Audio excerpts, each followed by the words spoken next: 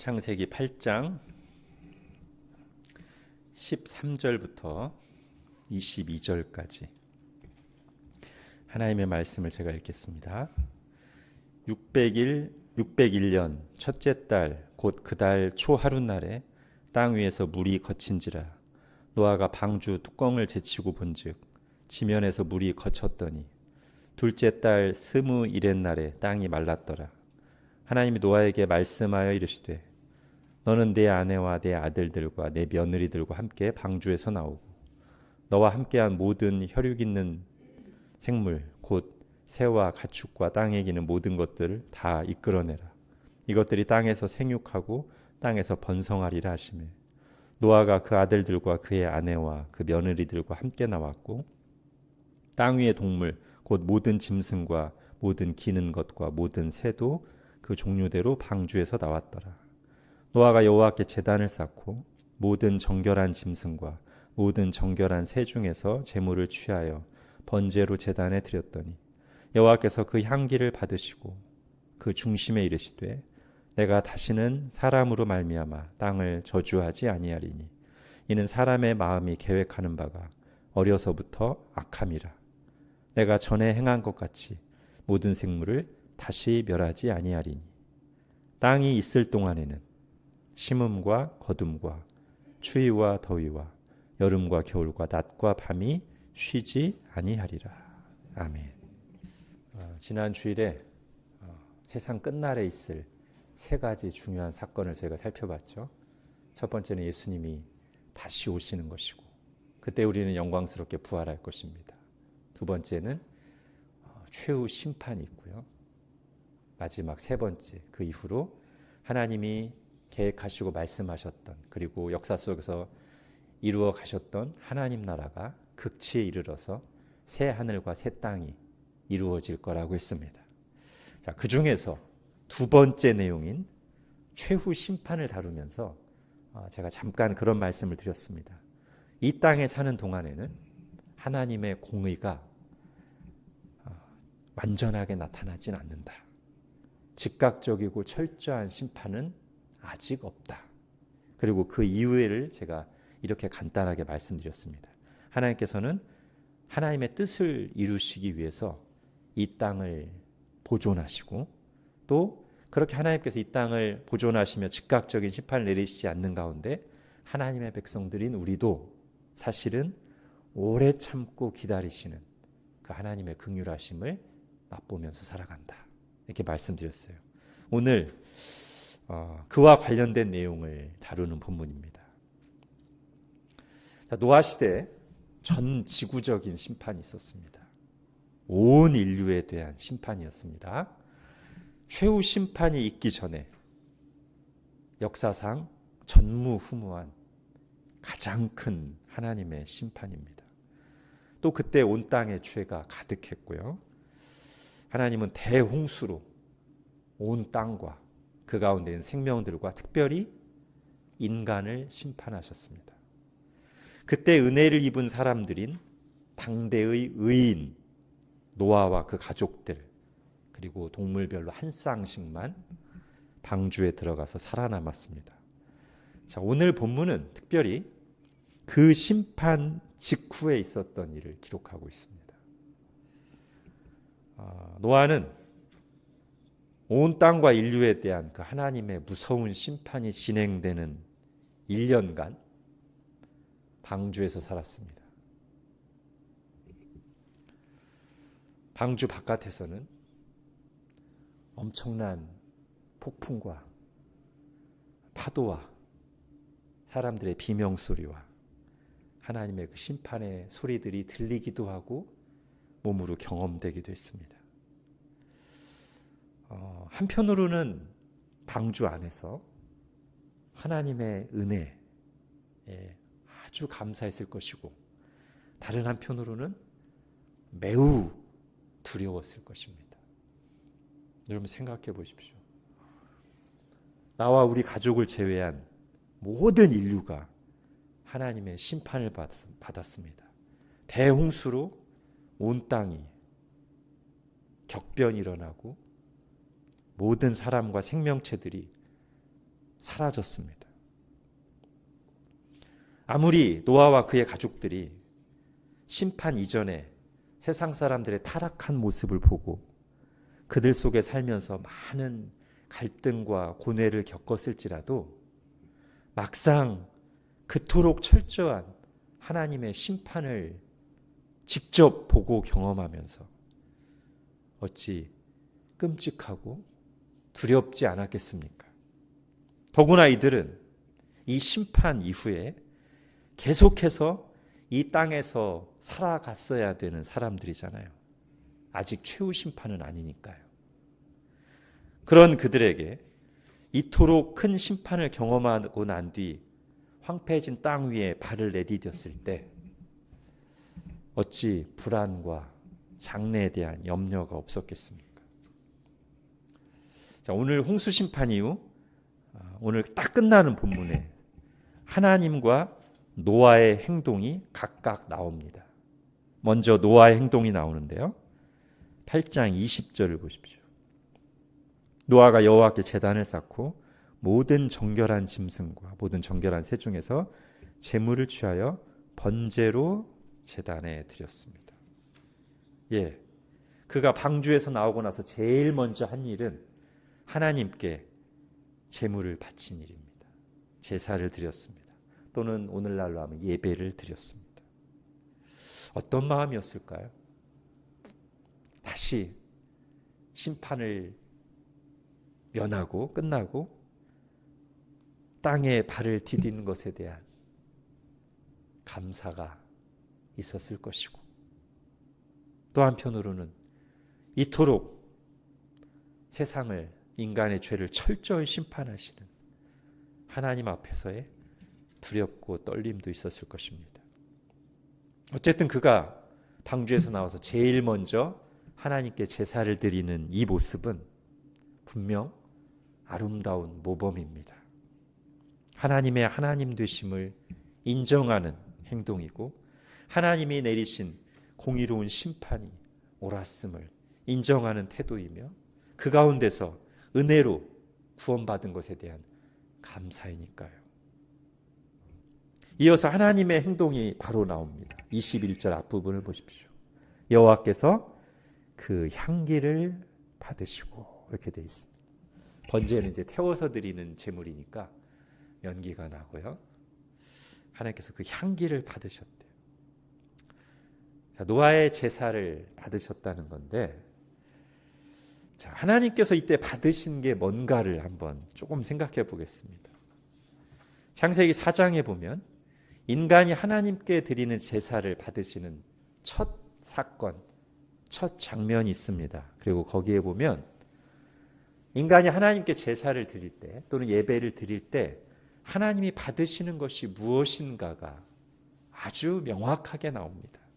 여러분 혹시 멀지 않으니까 창세기 4장을 보시면 4절 5절에 이렇게 나오죠. 여호와께서 아벨과 그의 제물은 받으셨으나 가인과 그의 제물은 받지 아니하신지라. 예. 하나님께서 사람이 드린 제물을 받지 않으신다는 것은 그 제물을 드린 사람을 안 받으신다는 것이고, 하나님께서 제물을 또는 예배를 받으신다는 것은 결국 그 예배를 드린 그 사람을 받으신다는 것입니다. 우리가 믿음으로 감사함으로 하나님을 예배할 때 하나님은 오늘 여기 향기를 받으시듯이 우리의 예배를 기쁘게 흠양하시면서 결국은 누구를 기쁘게 받으시는 거예요? 예, 예배자를 받으시는 겁니다. 우리의 예배를 받으실 때 결국 궁극적으로 받으시는 건 예배자를 받으시는 거예요. 우리를 기뻐하시는 거예요. 하나님은 한편으로는 죄악이 가득했던 인간들을 철저히 심판하셨지만, 또 한편으로는 하나님을 하나님으로 대하는, 그게 이제 제사로 표현되고 있는데, 그렇게 하나님께 제사를 예배를 드리는 노아를 기쁘게 받으셨습니다. 그리고 이어서 노아에게 약속을 주십니다. 그 뒤부터 이어서 볼게요. 그 중심에 이르시되 내가 다시는 사람으로 말미암아 땅을 저주하지 아니하리니 이는 사람의 마음이 계획하는 바가 어려서부터 악함이라. 내가 전에 행한 것 같이 모든 생물을 다시 멸하지 아니하리니 땅이 있을 동안에는 심음과 거둠과 추위와 더위와 여름과 겨울과 낮과 밤이 쉬지 아니하리라. 자, 그리고 9장에 보면 이 얘기가 한 번 더 나와요. 9장 11절부터 보십시오. 내가 너희와 언약을 세우리니 다시는 모든 생물을 홍수로 멸하지 아니할 것이라. 그러면서 이번에 좀 더 구체적으로 확실하게 언약의 증거를 보여주십니다. 13절 보십시오. 내가 내 무지개를 구름 속에 두었나니 이것이 나와 이 세상 사이에 언약의 증거니라. 내가 구름으로 땅을 덮을 때 무지개가 구름 속에 나타나면 내가 나와 너희와 및 육체를 가진 모든 생물 사이에 내 언약을 기억하리니 다시는 물이 모든 육체를 멸하는 홍수가 되지 아니할지라. 예. 그래서 이때 언약을 노아 언약이라고도 하고 무지개 언약이라고도 합니다. 자, 하나님의 말씀을 간단히 정리하면 22절 앞부분에 다시 보세요. 땅이 있을 동안에는.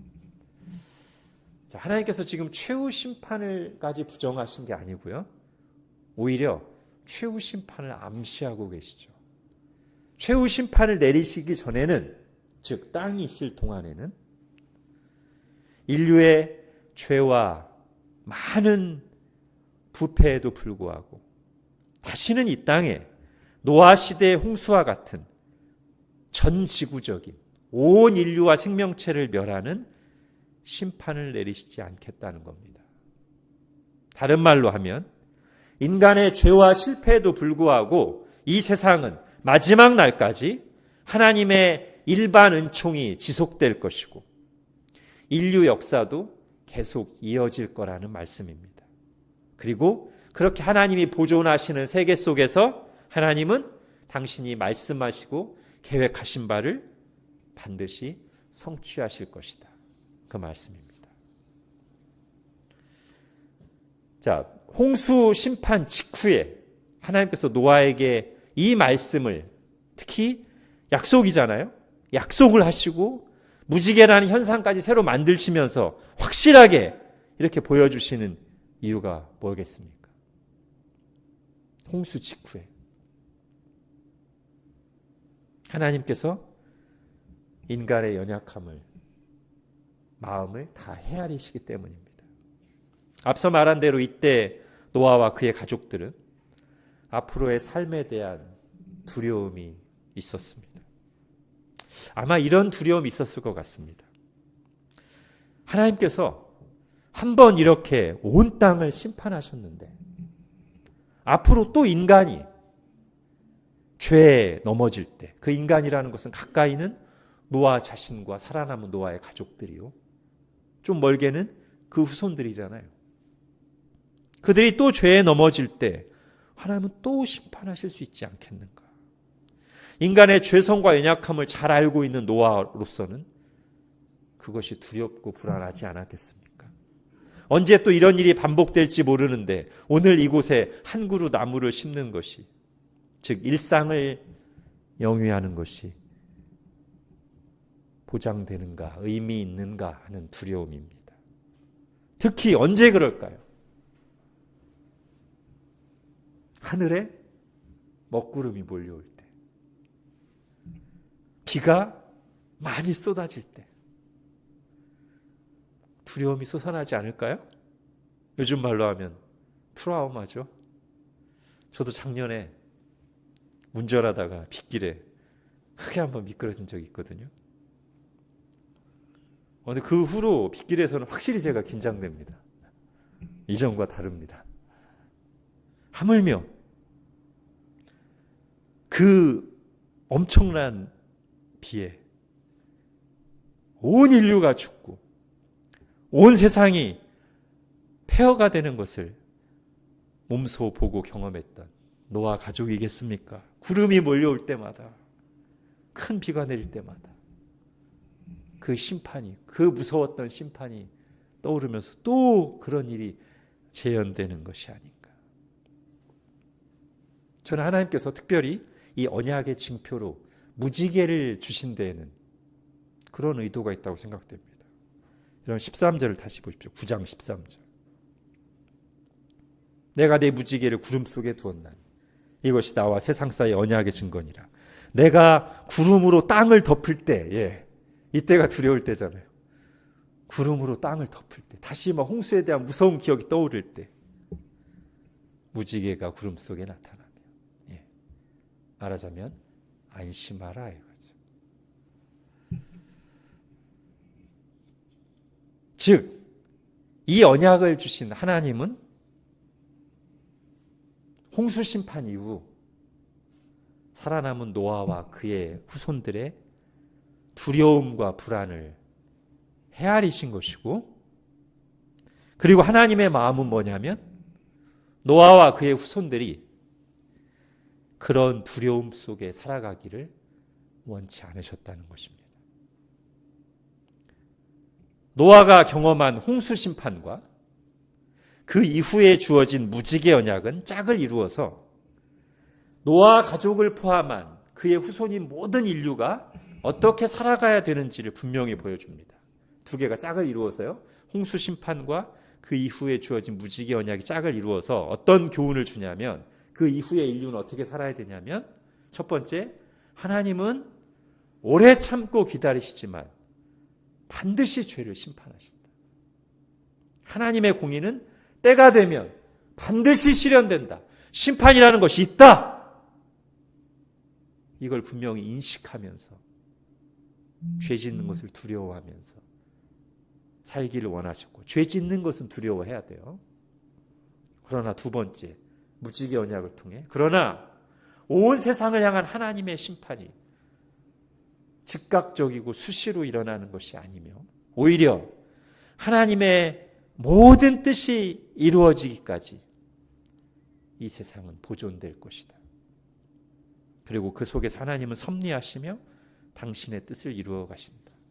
그러니 죄악된 세상을 보고 하나님께서 세상을 방관하시는 것처럼, 또는 하나님의 공의가 전혀 이루어지지 않을 것처럼 낙심하며 죄악된 세상에 휩쓸리지 말 것이요.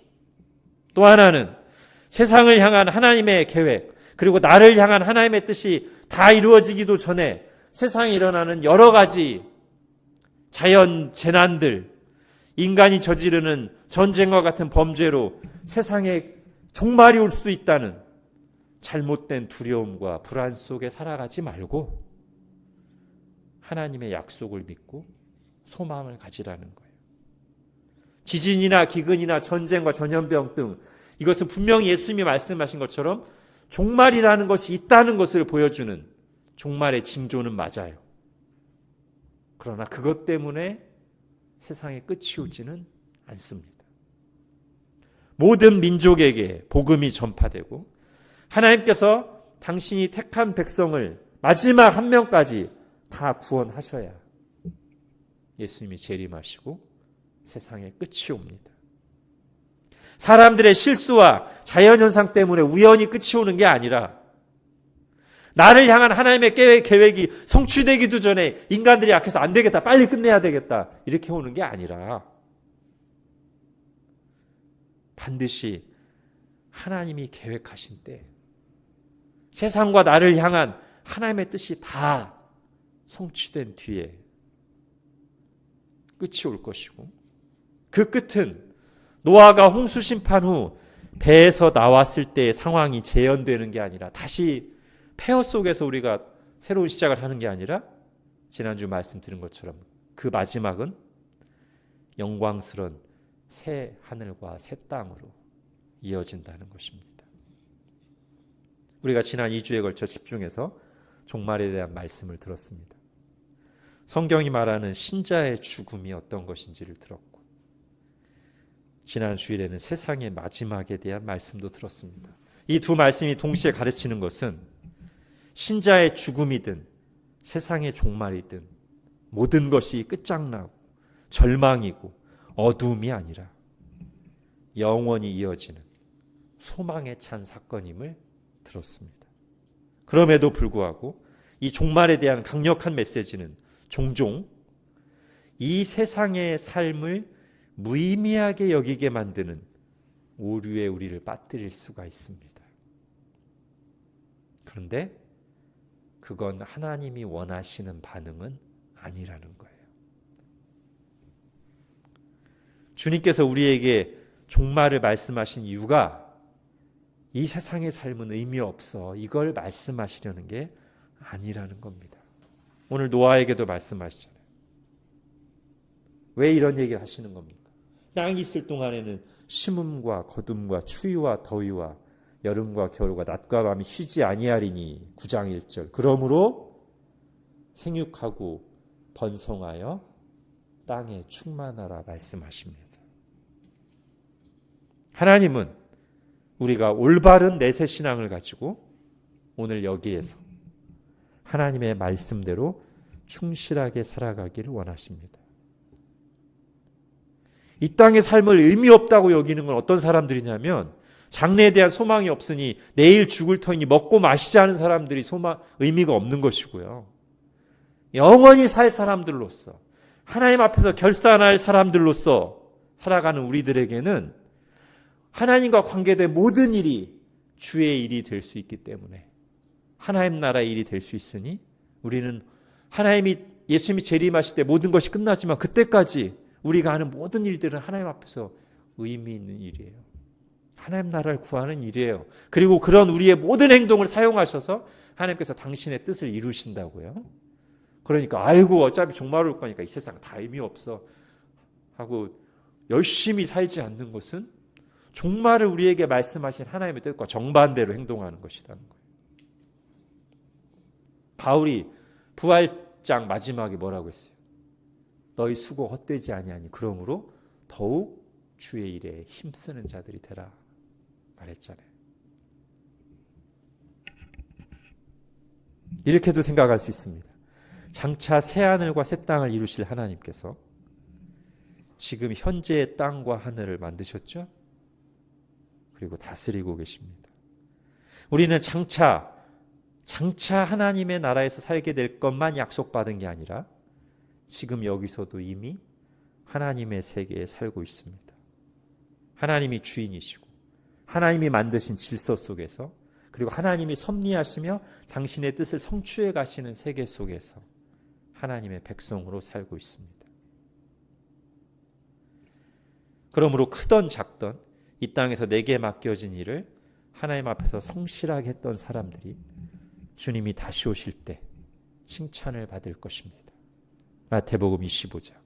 그 주인이 이르되 잘하였도다 착하고 충성된 종아 내가 적은 일에 충성하였으며 내가 많은 것을 내게 맡기리니 내 주인의 즐거움에 참여할지어다 하고 여기에 오늘 내용을 조금 덧붙여서 하나를 넣는다면 잘하였도다 착하고 충성된 종아 네가 이 땅에 사는 동안에 적은 일에 충성하였으며 새하늘과 새 땅에서 내가 많은 것을 내게 맡기리니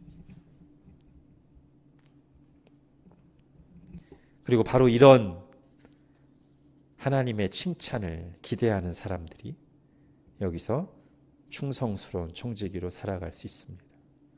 정리하겠습니다. 하나님은 오늘도 노아에게 주셨던 약속대로 이 세상을 보존하고 계십니다. 하나님이 계획하신 모든 일을 성취하실 때까지 그리하실 것입니다. 그리고 우리에게는 또 다른 확실한 약속이 있습니다. 주님께서 다시 오실 것과 우리가 영광 주게 부활할 것과 심판이 아닌 영원한 새하늘과 새 땅에 들어가 충만하게 즐거워하며 완전한 복을 누릴 것이라는 약속이 있습니다. 우리는 지금 그 두 약속 사이에서 살고 있습니다. 오늘 설교 제목이에요. 노아 언약은 이 땅을 보존하시겠다는 약속이에요. 또 다른 약속은 예수님이 재림하셔서 이 땅을 끝내시고 새하늘과 새 땅을 이루시겠다는 약속이에요. 이 두 약속 사이에 우리가 살고 있습니다. 지금 그 중에 한 약속이 매일매일 적용되는 세상, 하나님이 그 약속대로 보존하시는 세상에 우리가 살고 있고, 또 다른 약속이 매일매일 한 걸음씩 우리에게 다가오고 있는 그 세상 속에서 우리가 살고 있습니다. 그러니 우리가 어떻게 생각해야 되겠습니까? 지금 이 세상이 온갖 죄악에도 불구하고 여전히 존재하고 보존되어 있는 것을 당연하게 여기거나, 또는 하나님의 공의가 실현되지 않는 것에 대해서 불평하는 게 아니라, 하나님께서 지금 노아에게 하신 약속을 지키시며 신실하게 지키시며 긍휼을 베풀고 계시는구나. 그리고 그렇게 하시는 이유는 하나님의 뜻을 완전히 성취하시기 위해서구나 라는 생각을 가지고 감사와 소망을 가져야 된다는 거예요. 오늘도 이 세상을 보존하며 일반은총을 베푸시고, 오늘도 세상뿐 아니라 나에 대하여 오래 참고 긍휼을 베푸시며, 오늘도 주님의 교회를 통해 하나님의 뜻을 신실하게 이루어가고 계십니다. 그러니 감사하고 기뻐합시다. 소망 가운데 우리가 할 일을 부지런히 합시다. 게으르지 말고 헛된 것에 우리의 시간과 마음과 에너지를 낭비하지 말고 하나님의 뜻을 행하며 살아갑시다. 기도하겠습니다. 하나님, 오늘 오래된 사건, 그러나 그 사건이 우리에게 보여주는, 그리고 그 사건 이후에 주신 언약이 어떻게 지금 우리가 살아가야 할 태도를 가르치고 있는가를 다시 들었습니다. 죄에 대한 하나님의 공의로운 심판은 때가 되면 반드시 이루어진다는 것과, 또 한편으로는 그때까지 하나님께서 오래 참고 긍휼을 베푸시며 이 세상을 보존하시고 하나님의 뜻을 이루어 가시는 중이시니, 우리가 그런 의식을 가지고 이 땅에서 세상에 휩쓸려 살 것이 아니라 하나님의 백성답게 하나님 나라를 구하며 살아야 된다는 사실을 다시 듣습니다. 누가 이 사실을 알겠습니까? 하나님께서 영혼을 거듭나게 하시고 말씀의 계시를 통해서 이 진리를 가르쳐 주신 하나님의 백성들이 아니고서 누가 이 사실을 알며 이 말씀에 반응하며 살겠습니까? 하나님, 우리가 그런 사람들이 오니 아무것도 모른 채 노아 시대 심판받은 사람들처럼 살고 있는 세상에 편승하고 휩쓸리지 않게 해주시고, 하나님의 뜻을, 하나님의 계획을, 하나님 나라를 마음에 품고 매일매일 성실하게 살아가는 저희들 되게 하여 주옵소서. 예수님의 이름으로 기도합니다. 아멘.